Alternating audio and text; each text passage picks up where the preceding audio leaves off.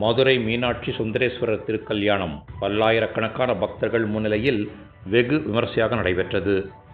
அம்மனுக்கு வைரத்தால் ஆன மங்கள நான் அணிவிக்கப்பட்டு திருக்கல்யாணம் கோலாகலமாக நடைபெற்றது. மீனாட்சியம்மன் திருக்கல்யாணத்தால் விழாக்கோலம் பூண்ட மதுரை மாநகரம். தங்கத்தால் ஆன பல நூற்றாண்டுகள் பழமை வாய்ந்த சந்தன கும்பா மற்றும் பன்னீர் தெளிப்பு கும்பா மூலமாக சுவாமிக்கும் அம்மனுக்கும் பன்னீர் தெளிக்கப்பட்டது. மீனாட்சியம்மன் திருக்கல்யாணத்தை தொடர்ந்து சுமங்கலி பெண்கள் புதிய தாலிக்கயிறை அணிந்து கொண்டனர். உலக பிரசித்தி பெற்ற மதுரை மீனாட்சியம்மன் கோவிலில் 12 மாதங்களும் திருவிழா நடைபெறும். அதிலும் சித்திரை மாதம் நடைபெறும் திருவிழா பிரசித்தி பெற்ற திருவிழாவாக நடைபெறும். இந்த ஆண்டு மீனாட்சி சுந்தரேஸ்வரர் திருக்கோவிலின் சித்திரை திருவிழா கடந்த ஏப்ரல் 19ஆம் தேதி கொடியேற்றத்துடன் தொடங்கியது. ஒவ்வொரு நாளும் அம்மனும் சுவாமியும் வெவ்வேறு வாகனங்களில் எழுந்தருளி 4 மாசி வீதிகளிலும் வலம் வந்து பக்தர்களுக்கு அருள்பாலித்து வருகின்றனர். விழாவின் முக்கிய நிகழ்ச்சிகளான 8ஆம் நாளில் மீனாட்சி அம்மன் பட்டாபிஷேகம், 9ஆம் நாள் நிகழ்வாக திக் விஜயமும் நடைபெற்று முடிவடைந்தது. இதனை முன்னிட்டு கோவில் வடக்கு ஆடி மேல ஆடி சந்திப்பில் நறுமணம் மிக்க வெட்டிவேர்கள் மற்றும் பல வகை வண்ணப்பூக்களால் அலங்கரிக்கப்பட்டு திருக்கல்யாண மேடை அமைக்கப்பட்டுள்ளன. மேலும் அலங்கார வளைவுகளில் பச்சரியால் அலங்கரிக்கப்பட்டுள்ளது. சித்திரை திருவிழாவின் 10ஆம் நாள் விழாவின் சிகர நிகழ்ச்சியான மீனாட்சி சுந்தரேஸ்வரர் திருக்கல்யாணத்தை முன்னிட்டு சுவாமியும் அம்மனும் இன்று அதிகாலை அழகிரிசாமி நாயுடு, சூறாவளி சுப்பையார், கல்யாண சுந்தர முதலியார் மண்டகப்படிகங்களில் எழுந்தருளிய பின்னர் 4 சித்திரை வீதிகளை சுற்றி வலம் வந்தனர். அப்போது திருக்கல்யாண மேடையில் ஓதுவார்களால் பன்னீர் திருமறைகள் ஓதப்பட்டது. இதையடுத்து முத்துராமையர் மண்டபத்தில் சுவாமியும் அம்மனும் கன்னி ஊஞ்சலாடிய பின் கோவில் வடக்கு ஆடி மேல ஆடி சந்திப்பில் நறுமணம் மிக்க வெட்டிவேர்கள் மற்றும் பல வகை வண்ணப்பூக்களாலும் பச்சரியாலும் நவதானியங்களாலும் அலங்கரிக்கப்பட்ட திருக்கல்யாண மேடையில் மணக்கோலத்தில் மீனாட்சி அம்மனும் சுந்தரேஸ்வரர் பிரியா விடையுடனும் தனித்தனியாக எழுந்தருளினர்.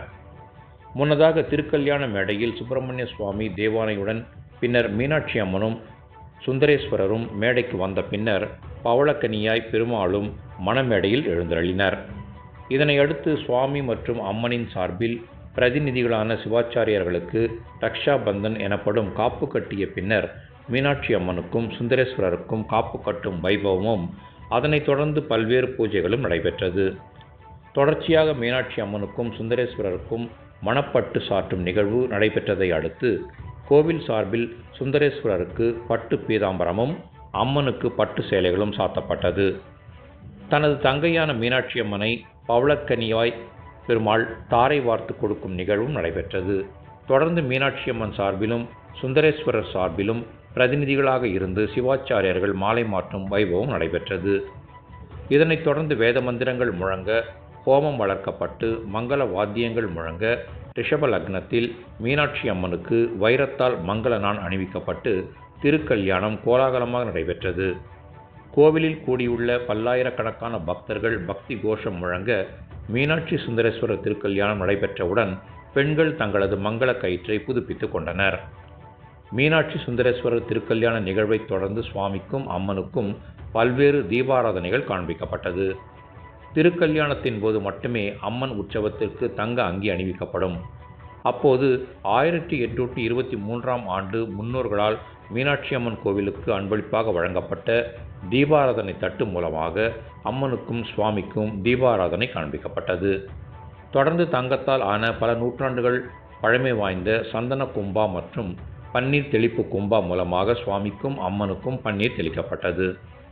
முன்னதாக திருக்கல்யாண நிகழ்ச்சிக்காக 30 லட்சம் மதிப்பிலான 2 டன் வண்ண மலர்கள், குறிப்பாக மதுரை மல்லிகை மற்றும் திண்டுக்கல், நிலக்கோட்டை, ஸ்ரீரங்கம், பெங்களூர், தாய்லாந்து உள்ளிட்ட பல்வேறு பகுதிகளில் இருந்து வாசனை மிகுந்த வண்ண மலர்கள் கொண்டும், மேலும் ஸ்ரீவில்லிபுத்தூர் கிளி நவதானியங்களால் செய்யப்பட்ட பயற்பலைகளால் திருக்கல்யாண மேடை முழுவதும் அலங்காரம் செய்யப்பட்டிருந்தது. கோவில் வளாகத்தை சுற்றிலும் பல்லாயிரக்கணக்கான பக்தர்கள் வருகை தருவார்கள் என்பதால் 20 LED திரைகள் அமைக்கப்பட்டுள்ளன.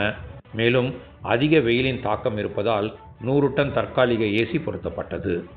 1 லட்சம் பைகளில் தண்ணீர் பாட்டில் மற்றும் தாலிக்கயிறு அடங்கிய பிரசாதம் வழங்கப்பட்டது.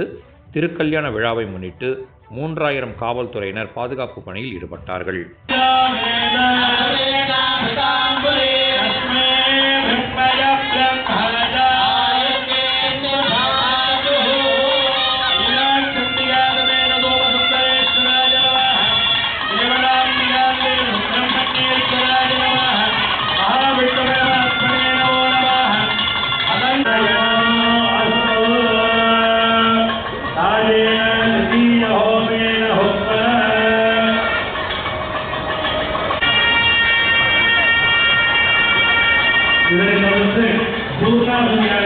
நிறைவேற்ற